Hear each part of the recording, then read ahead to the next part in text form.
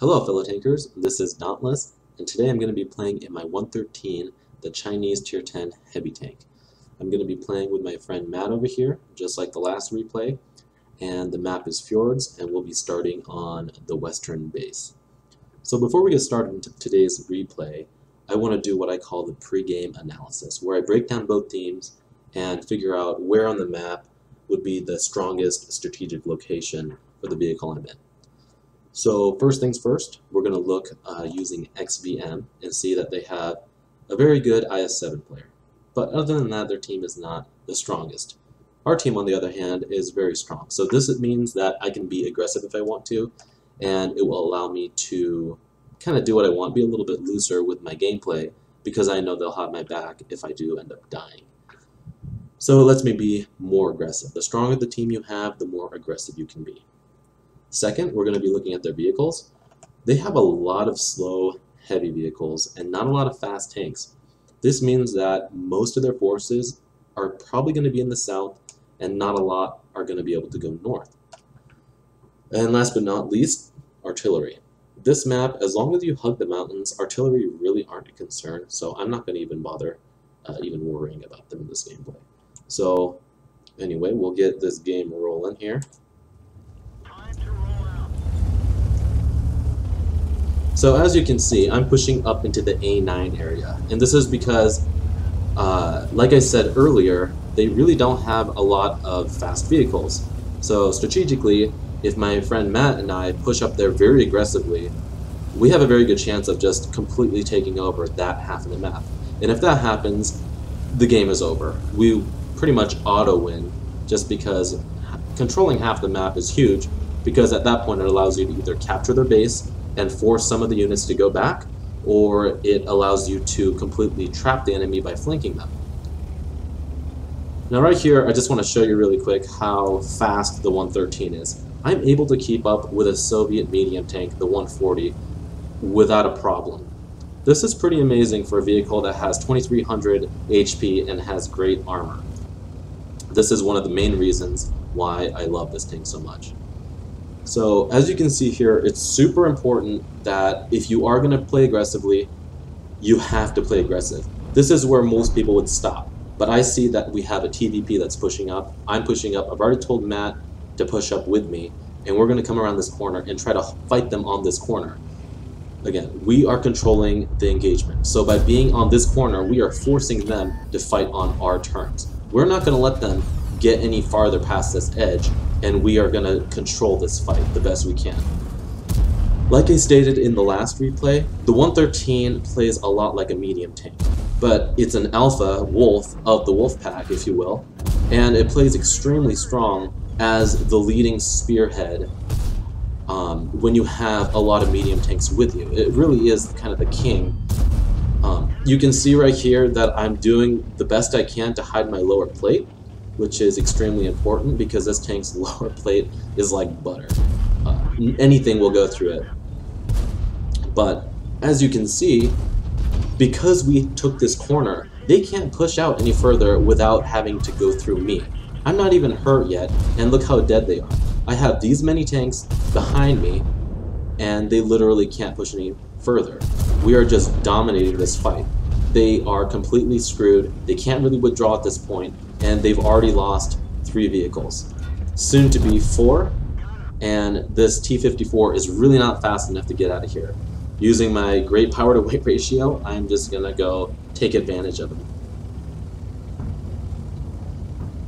Now, as you can see how the map is breaking down, we've already taken out 4 other vehicles and we have all of our tanks. This helps me know that I have to be extremely aggressive if I want to get more damage in this game. Nice ram there, nice kill, and it looks like this E5 is AFK, and I'm not one to pass on free damage, so awesome ammo rack there. And as you can see, the enemy has 2 SPGs. I'm not really worried about them at this point. I really want to get into the action because I know our team is going to just mop them up extremely quickly.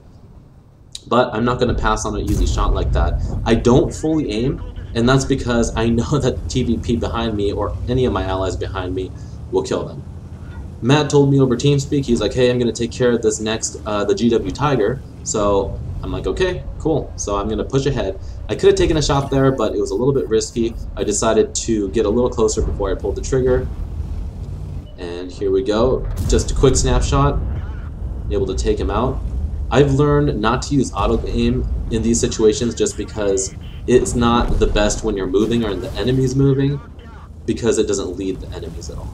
So good ram kill again there on the Object 704. Now at this point I have the option of pushing the south route where the TVP is going, but I realize they're going to die way too quickly and I really want more damage, so I'm just going to speed around this corner and see what I can kill. I'm at 6 kills. I need 2 more for a Radley-Walters, and I really want it. So I'm going to just be really aggressive here and see if I can take out this E5. Unfortunately, I was not able to get the kill there, but I'm going to push around and see if I can get these kills right here. Easy side shot on the side of the turret, and somehow the IS-7 decides to shoot me because I took his kill, but whatever. Tomatoes will be tomatoes, right? And right here, I'm able to get the last kill, securing my Radley-Walters. So just to recap on how this game played out, you can see we only lost 1 vehicle. If we had not pushed the hill when we did, this game could have unfolded very differently. My friend Matt and I were able to push up, take the hill very aggressively, and just completely wipe down their base, controlling the entire map at that point, surround the enemy, and put the final nail in the coffin. If we played this map more conservatively, like a lot of people do, whether I held down here or pushed up into this area, with their forces, there's a good chance that they could have either held us up or completely killed us, giving the south, as you saw, the heavy tanks were already pushing up into this D3 area, and we didn't have a lot of resistance there to hold them back. Our flank that we completely took and captured and came around and flanked gave us that super easy win in under 5 minutes, getting almost 5,000 damage and a Radley-Walters. This is what the 113 is capable of, and this is why I chose to push so aggressively without hardly taking any damage. Honestly, the only damage I really took was when I rammed those 2 vehicles and then took a shot in the back of the turret from our own ally. So hopefully that showcased the 113 strength really well for you guys.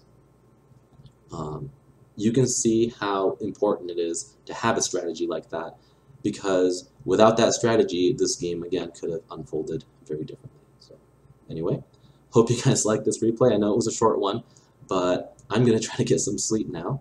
If you liked it, go ahead and give it a like, share it, subscribe to my channel, and let me know down in the comments below what you thought of my play, and if there are any vehicles you'd like to see in the future. I do like to play a lot of Chinese tanks, but I do have a lot of other vehicles. If there's another tier or another type of tank you'd like me to play, go ahead and leave it down in the comments below, and I'll see what I can do.